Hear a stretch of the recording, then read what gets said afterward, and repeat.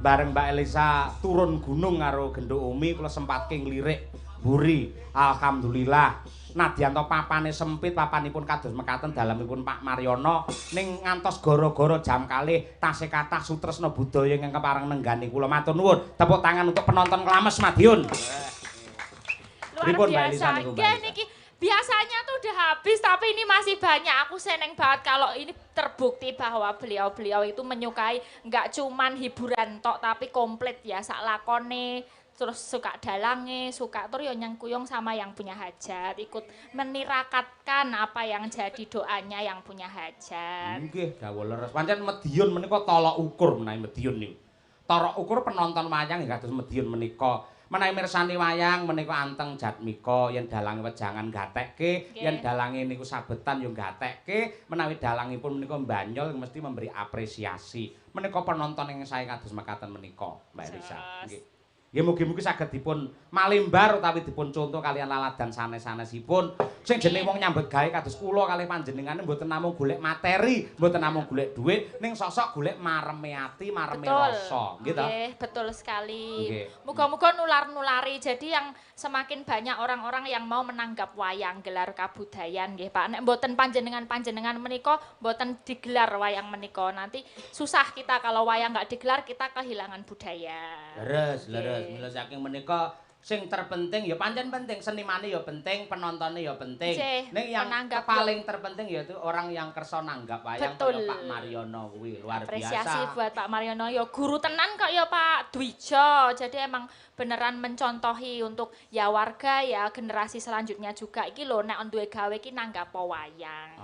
Ngono kuwi. Tur ngene iki lak perekonomiane berputar to. Sing entuk rezeki ora mung seniman tok. Iki tukang kajang iki kagungane Abah Kirun Mbak Elisa. Oh nggih to? Nggih. Oh iya punya Iki mula digawe sempit mawar dipasang mung 4 meter persegi. Tak tutuki mentil arepe. Wayangan 4 meter karepmu piye til ora.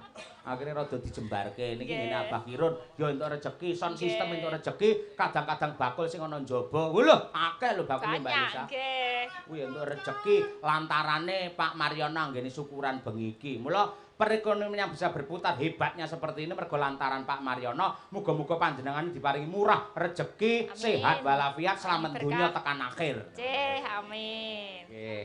Nembang apa Nduk Umi? Iki mau enek anu lho, Nduk Umi, pamundhut podang kuning. Dari warung napa niku? Kowot. Kowor. Oh nggih, tak kira kowot. Ayo. Nah, tolol kowe ora. Mau Mas aku tolol. Itu kulaan dari mana toh Mas Bagong? Kulaan tolol iso ngene. Biyen Mbah Mantem biyen ki ngono kuwi. Wo, putruk tolol ngono kuwi Mbah Mantem biyen sing ngono kuwi. Tak ira saka TikTok. Lah wingi aku ki apa ki ngrungokke kangen karo Mbah Mantem nyetel rekaman Mbah Mantem sing lawan. Lah kuwi enek tolol aku guyu dhewe. Ayo. Ngono kuwi lho, Mbak. Nggih. Podang kuning. Podang kuning. Nggih. Menika wonten request apa Bu Kesi tadi minta apa? Oh minta wedang jahe Pak Maryono. Lagu wedang jahe apa wedang jahe tenan? Wedang jahe tenan Bu. Oh wedang jahe tenan Pak. Nggih. Pak Dalange sing nyuwun Bu ngapunten. Oh Pak Dalang nggih. Menika nggih sehat-sehat ngilangi masuk angin Pak. Waduh. Ayo sehat-sehat kuwi bener. Monggo dipun bawani rumiyin. Ayo. Genduk Umi sik.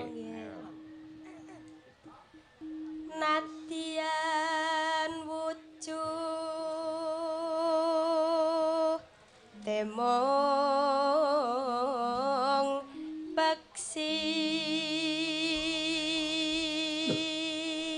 Pilek ta nduk kowe, Om? Nggih. Masalah. Sing pilek sing endi? Sing inggil. Lho, sing inggil. Oh, irunge dudu lambene ya. Nggih.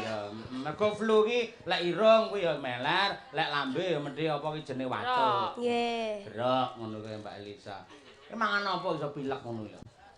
Mimi es, Pak. Lah kuwi. Kali asline nggih pengen pilek. Kok pengen pilek-pilek kok dipengenke? Soalnya kula remen nek swantene ngeten iki tapi gak pengen nenek umbele, Mbak. Kuwi piye kok kepengen suarane kaya ngono ki? Aku pengen bindeng ngene iki. Tapi aku sakjane gak pengen nenek umbele. Dadi pengen bindeng ning gak enek umbele. Piye Pak itu? Piye carane ben iso bindeng ning ra ono umbele? Ngono ora perlu kowe iki pilek. Anggere kowe lho, waras Fires ya, irungmu kok pitet ngene iki. Kowe mesti bindeng kowe.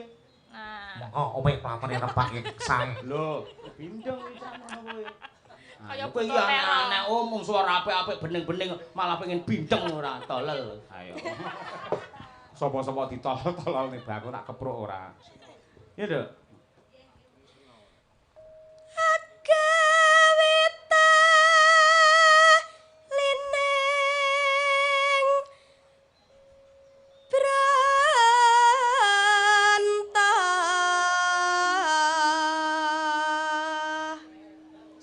Engkas. Halo. Halus manis nengsa. Make.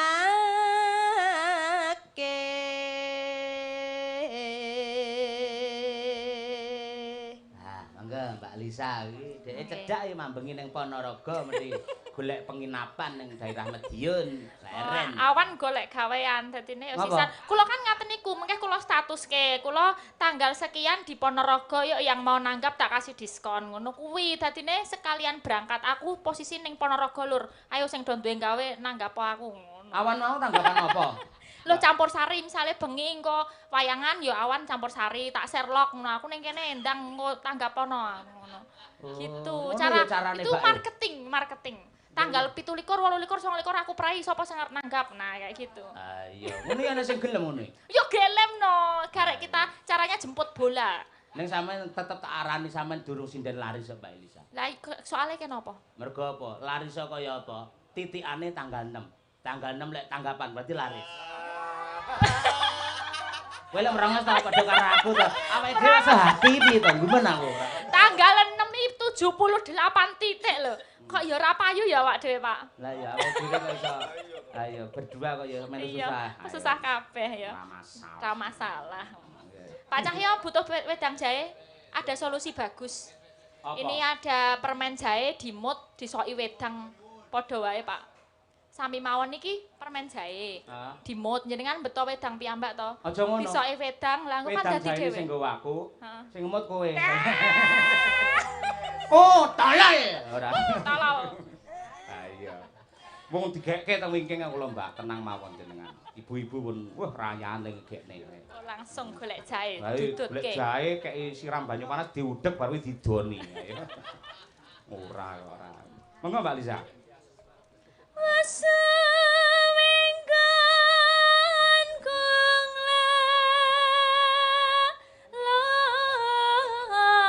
lana golek isi podang jenar.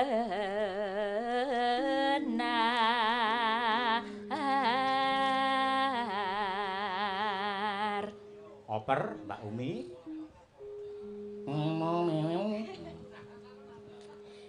Iba bunga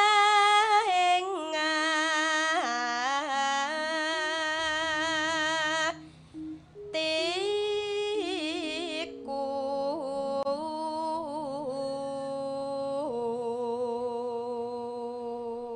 ditutup Mbak Lisa.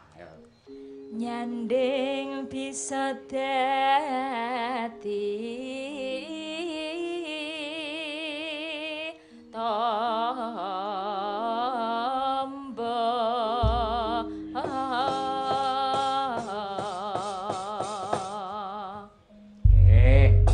matur sembah nuwun. Monggo dipun aturaken podang kuning duet antara Mbak Umi Afifah dan Mbak Elisa Orocarus. Alaso. Ya yuk.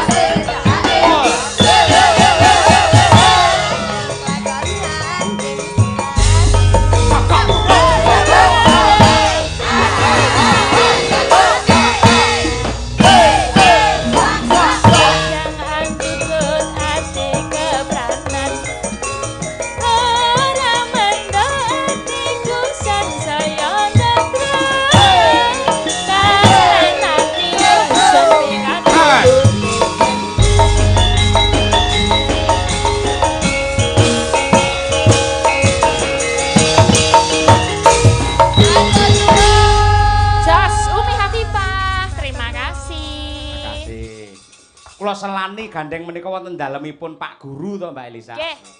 Wajibe dadi murid ora kena pijer pamit kejaba yen lara tenan lara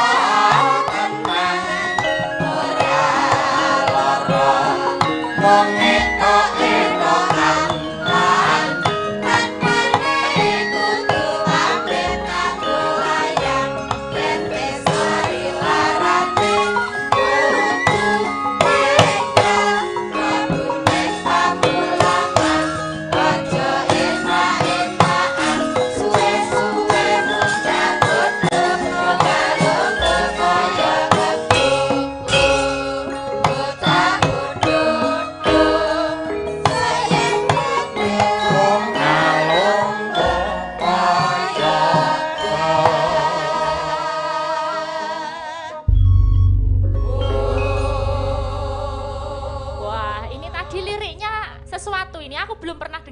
Niki lagu wajibe dadi murid. Oh iya, kok ada. Wajibe dadi murid ora kena pijer pamit kejaba yen lara tenan ora lara mung etok-etokan lan maneh kudu pamit nganggo layang yen wis mari larane kudu enggal mlebu ning pamulangan aja enak-enakan suwe-suwe mundhak bodho lunga-lunga kaya kebobo bocah bodho sok yen gedhe lunga-lunga kaya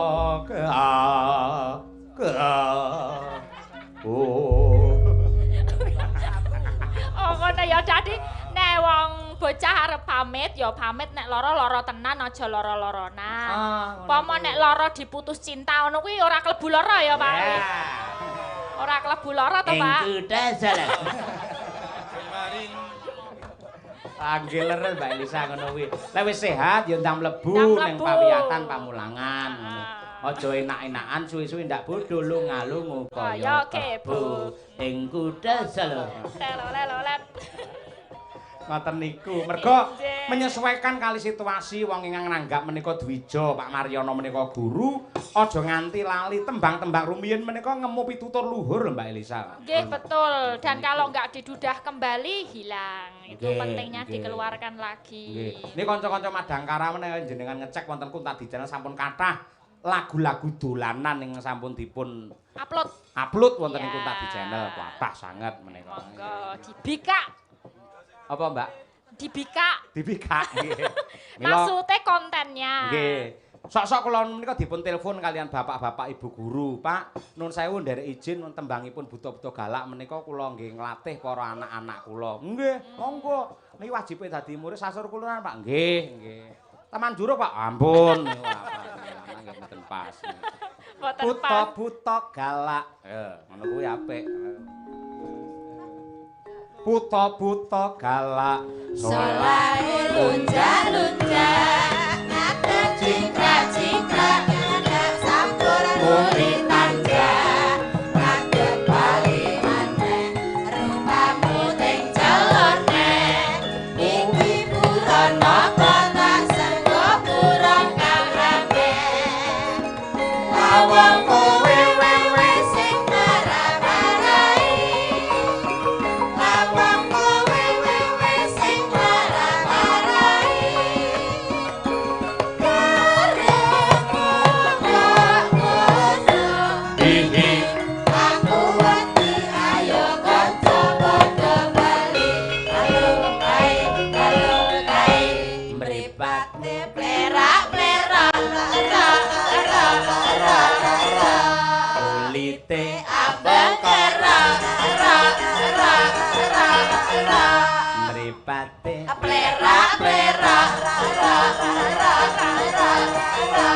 kulite ambek karo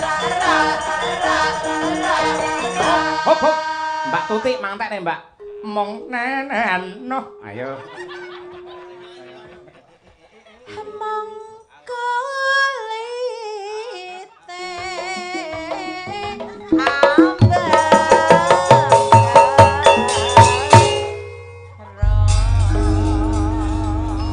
Ing kutha Solo. Wis ya mangke kutha Solo. Buta-buta galak. Buta galak niku Mbak Lisa. Nggih. Mriku tasih enten mamundhut napa mboten jenengan? Kula enggak ada sih. Lah enggak ada kula genti. Ya. Nah ngene iki. Ning ngapunten niki tulisane wah nun sewu angel iki diwaca. Alon-alon. Lek salah nyuwun ngapura. Assalamualaikum warahmatullahi wabarakatuh Mas Dalang. Kula Mbah Kamil nggih, leres. Mbah Kamil Jogo Bayan. Mbah Kamil ora. Mbah Kamil. Lah iya Mbah Kamil iki mbahe Kamit. Ora. Ing kutha Solo ora ngono kuwi. Sing tak tutukne iki lho, ayo. Nderek Mangayu Bagyo nyuwun nggih, perkawis meniki mboten kula waos Pak, amargi menika masa lalu menika mboten perlu kula rembak teng mriki. Ngapunten ngersakaken Meh Rahina Mbak Lisa. Nah, Meh Rahina. Cocok iki. Ayo. Meh Rahina, ini Nggih. buat bapak-bapak petani nggih. Nggih, bapak-bapak petani. Mayoritas menawi pas Agustusan utawi pas bersih desa ngoten nika penyokong wayang kulit bisa eksis di mana-mana iki mergo kridane bapak-bapak tani panen akhirnya syukuran do wayangan lho niku. Nggih. Matur Monggo, nuwun, sakniki jenengan Bapak-bapak piyambak petani. Mbak Elisa. Kula piyambak. Iya. Beneran ini? Eh? Oh, beneran. Beneran Oh, deh. iya. Piye to tanggapan ora beneran. Enggak, biasanya aku suka kalau sama sinden-sinden itu biar apa bareng-bareng pemerataan gitu. Tapi enggak apa-apa, aku sekarang sendiri. Biar sekali-sekali nggih, Mas Bang. Golek pancen wedi tak kancani ra Mas. Aduh. Pakai bawon apa langsung niki? Oh, sik jam tengah siji kok. Ayo, bawa. Setengah delu ya. Bawa ora apa-apa, dikumpliti. Hayo rawang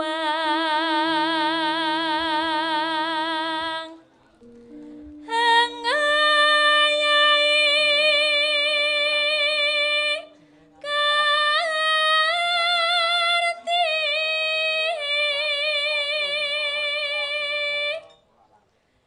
nora kendat pembangunan desa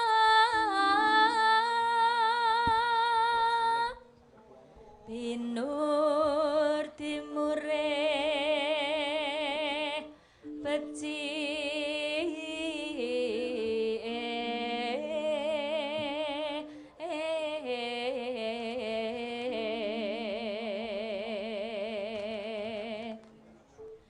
supaya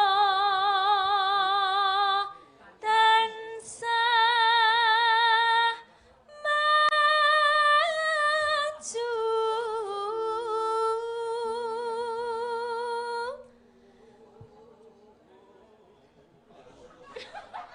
saya Pak maaf aku harus ketawa ini kan. Lah ngopo? Lah anu Pak sinten sih pakai baju ungu itu mau deklamasi kok hafal lah.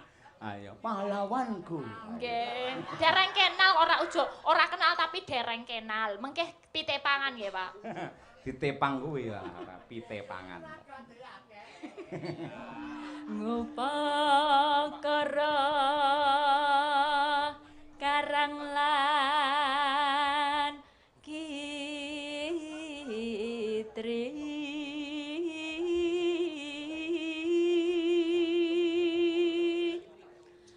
kuyup rukun tumandang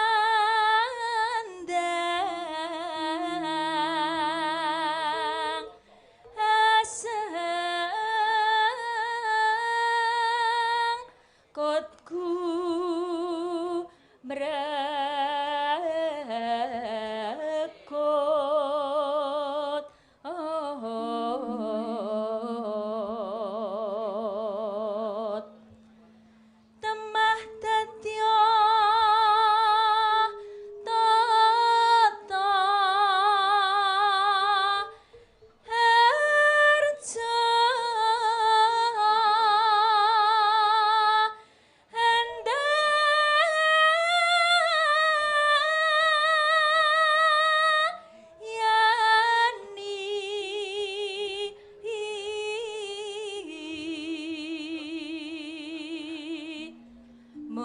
sandang pangan yakti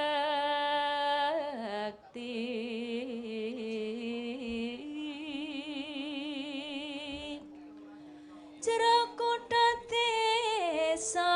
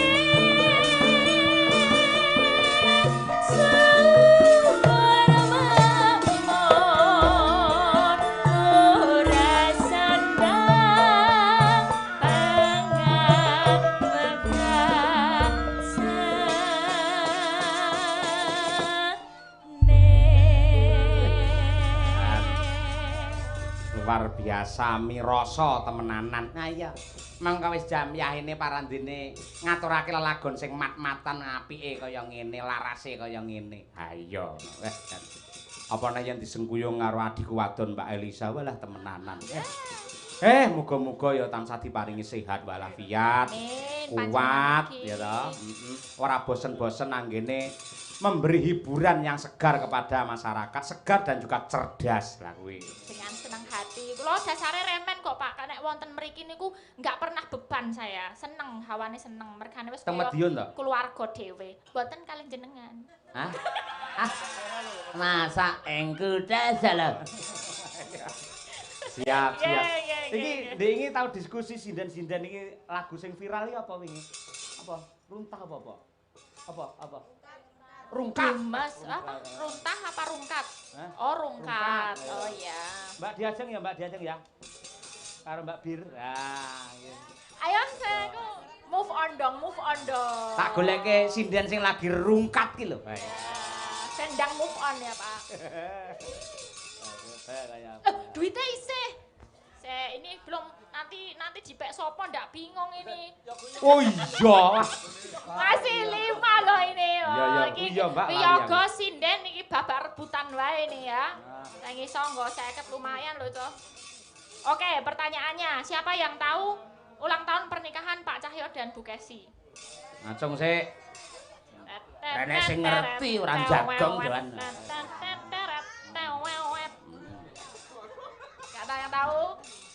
Gak ada yang tahu? Podo ulang tahunku padahal. Apa Mbak? 5 Oh iya. 4, 3, 2, 1 wah ngandang. Sing gampang nek. Iya. Angel yo. Ulang tahunnya angel ora. Angel ya. Wong aku sing lakone lali. Mantene malam hari ini, ayo. Manten malam hari ini yang tahu. Cung sih. Ayo makane anek mangkati. Hah, sapa? Betul. Ngene iki lho, nyimak Pak berarti ora mau mangkat. Mas Romadin kita dilungi dhuwit malah kaget. Wah ditampa. Ayo. Pertanyaan selanjutnya. Mbak Nurul karo Mas Aditya. Betul. Pertanyaan selanjutnya. Sesuk wayangan ning ngendi Pak Cahyo? Ayo. Ayo ngacung kok. Sinden genti ya. Mas apa sing disian? Umi. Oh, tepatnya desa apa Nganjuk luas. Aku roh. Joho Pace Nganjuk. Betul enggak, Pak? Hah? Joho Pace Nganjuk, betul enggak, Pak? Apa kuwi to, Bu Gesi? Enggak ning guyangan ta sesuke? Betul. Bener, Jo, bener. Ya. Oke. Meneh. Enak men. Bulan ini Madangkara PY ping piro? Wah, aku isin lek kuwi malian. Wah, wis ora. Ayo, apa diajeng? 8. Bener apa? Hah? Ambu aku ora ngitung aku ora. Ya. Oh, urung mesti sesuk nek tambah meneh. Iya. Enggak apa-apa. Enggak apa-apa, 8 sik. Mulai saka 8 Yo, sik. Pak Cahyo kasih pertanyaan, masih 2. Hah? Kasih pertanyaan. Ayo, iki ning sapa? Terserah nih Sinden sama Wiyogo. Oh, Yoga. Wis iki Yoga.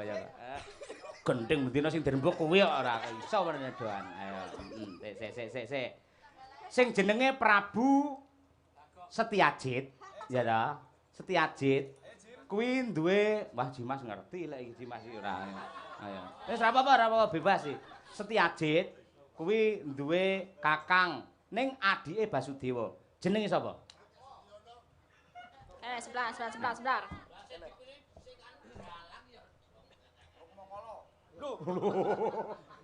Sapa? Arya Prabu Rukma. Nah, kuwi Mas Danang nggih. Apal panjenengane Satu sinden. Oh iya. Ayo. Sinden, menghadap ke saya semua. Ayo Bir, ngadep aku nih, Bir. Ayo. Bir, ngadep aku. Engku salah. Ayo, sinden niki wayang iki. Ning ora usah sing abot-abot. Ayo. Calone iki engko lak kabeh wong ngerti Narayana bakal rabi. Ngacung sik aja bengok lho ya. Aja bengok. Aja ngono ya. Ngacung sik. Bojone Narayana ku calone sapa? Ah, Mbak Lia. Hah? Setia Bonang. Utuh. Setia Bonang. Oh iya Setia Bonang. Saya kira Setia Bonang. Setia Bonang. Mbak Lia. Setia Bonang. Oh iya, lah iki bojo dalang ora. Lah Birgita iki mbiyen pacar dalang ora ngerti wayang ya putus ya. Itu salahe, Pak. Oke, yuk Birgita yuk sama dia. Tongkat.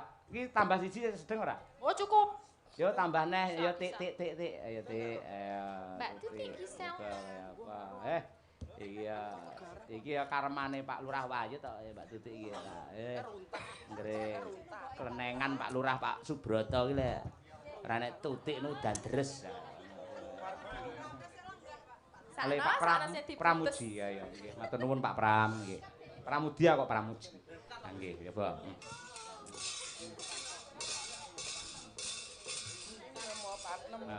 Piye Val? Oke Val. Pak Lurah terus lenggah. Matur nuwun nggih Pak Lurah. Wingi mboten wayangan nek taun niki Pak Lurah Wayut saya. Ditata nggih taun ngarep. Ya. Terus Pak Lurah lek ngersake lakon mesti ya berat-berat. Ya, ora apa-apa. So calone taun ngarepe lakone pamoksa. Wah, iya. Coba enggak dipun aturaken rungkat oleh Madangkara Group. Oke.